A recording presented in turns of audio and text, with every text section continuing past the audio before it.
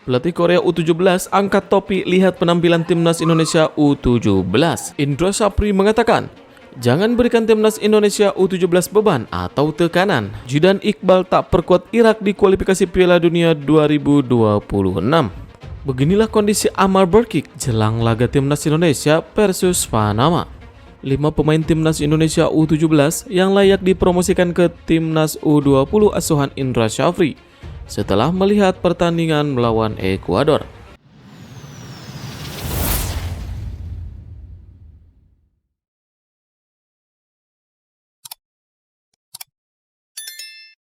Pelatih Korea U17 angkat topi lihat penampilan timnas Indonesia U17. Byung Sung Hwan, pelatih timnas Korea Selatan U17, menyampaikan kekagumannya terhadap performa luar biasa timnas Indonesia U17 dalam laga Piala Dunia U17. Kejutan terjadi ketika tim tersebut berhasil menahan imbang tim unggulan Ekuador U17. Sebelumnya, timnas Korea Selatan U17 telah menguji kekuatan skuad Garuda Asia U17 dan memenangkan pertandingan dengan skor 1-0. Byung Sung Hwan menyatakan bahwa penampilan luar biasa timnas Indonesia U17 dalam pertandingan melawan Ekuador benar-benar mengejutkannya. Hasil ini menjadi modal berharga bagi tim asuhan Bima Sakti menghadapi kompetisi sepak bola dunia tingkat junior ini. Pelatih berusia 43 tahun ini mengaku bahwa timnas Indonesia U17 telah mempersiapkan diri secara serius untuk ajang tersebut, bahkan menjalani pemusatan latihan atau TC di Jerman. Byung Sung Hwan juga menyoroti peran penting dukungan luar biasa dari para supporter sebagai energi tambahan yang memberikan dorongan kepada timnas Indonesia U17.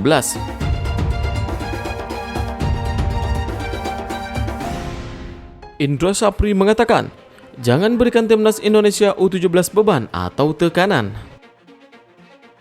Piala Dunia U17 2023 menjadi catatan sejarah baru bagi Indonesia. Dengan status tuan rumah, untuk kali pertama timnas Indonesia U17 berlaga dalam ajang 2 tahunan yang digelar pertama kali pada 1985.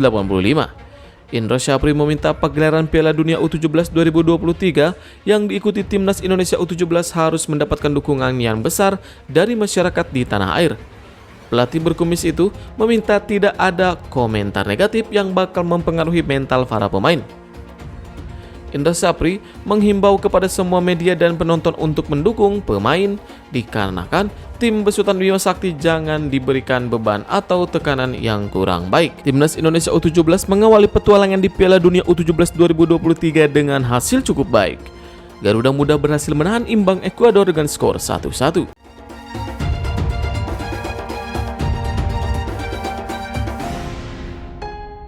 Zidan Iqbal tak perkuat Irak di kualifikasi Piala Dunia 2026.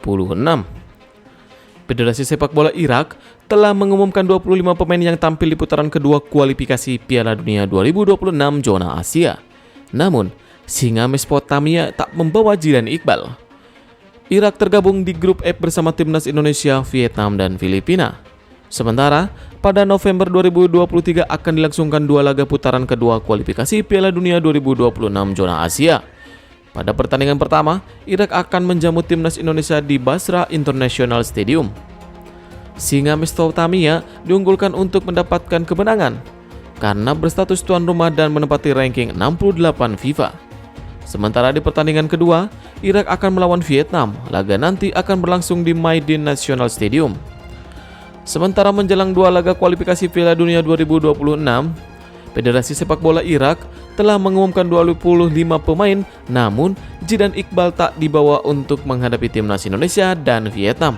Media Irak Football Podcast memberikan alasan Zidan Iqbal tak masuk dalam daftar 25 pemain untuk berlaga di kualifikasi Piala Dunia 2026 zona Asia pada November 2023. Kabarnya, mantan pemain Manchester United itu dalam kondisi tidak 100% siap tampil setelah pulih dari cedera.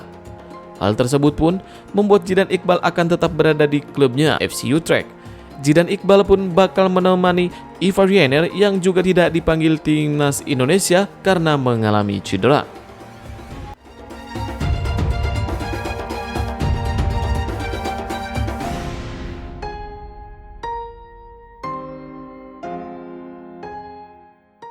Beginilah kondisi Amar Berkik jelang laga timnas Indonesia versus Panama. Kondisi Amar Berkic jelang duel Timnas Indonesia U17 versus Panama di Piala Dunia U17 2023 diungkap dokter PSSI Syarif Alwi. Dipastikan kondisinya sudah membaik. Akankah Amar Berkic membela Timnas Indonesia U17 pada match kedua grup A itu?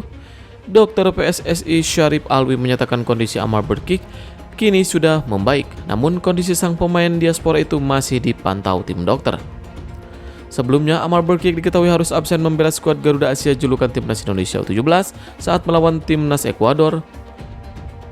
Syarif Alwi mengatakan ada kabar baik terkait kondisi Amar Berkic yang sempat mengalami diare setelah ditangani tim dokter. Kondisi pemain berusia 16 tahun itu terus berangsur membaik saat ini dan bahkan sudah menjalani latihan dengan Timnas Indonesia U17. Syarif Alwi menjelaskan pola makan Amar Berkic memang kini cukup diperhatikan oleh tim dokter. Hal tersebut agar sistem pencernaan pemain tersebut tidak mengalami masalah lagi ke depan.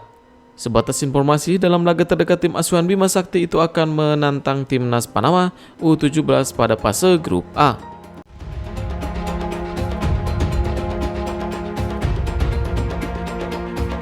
Lima pemain Timnas Indonesia U17 yang layak dipromosikan ke Timnas U20 asuhan Indra Syafri setelah melihat pertandingan melawan Ekuador.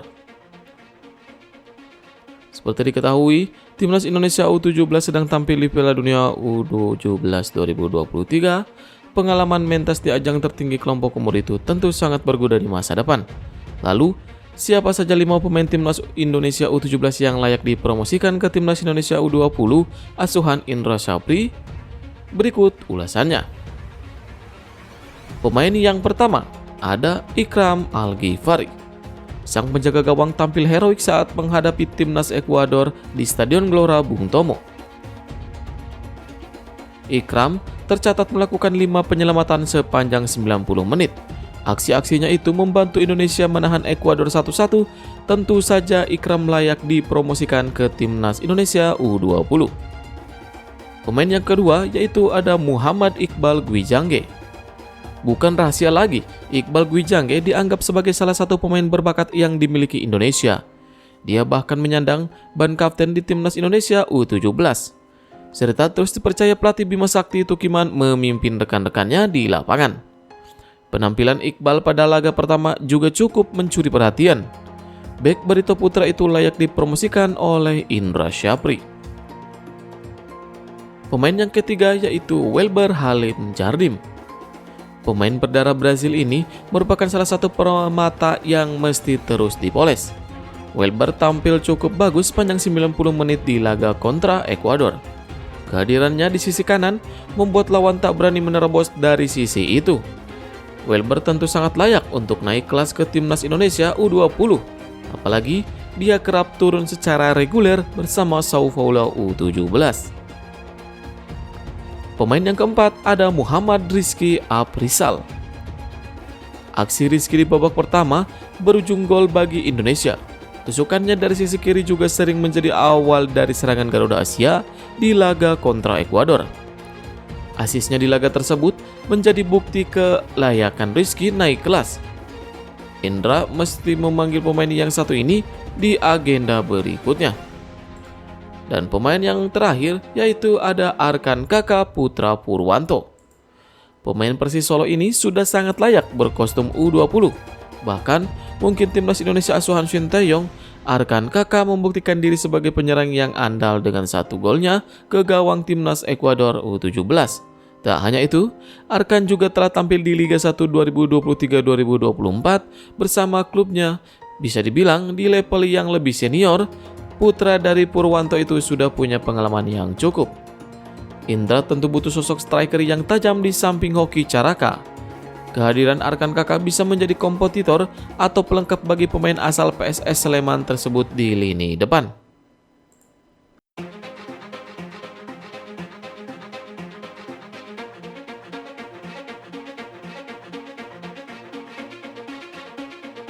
Timnas Indonesia berangkat ke Irak, inginkan adaptasi lebih cepat.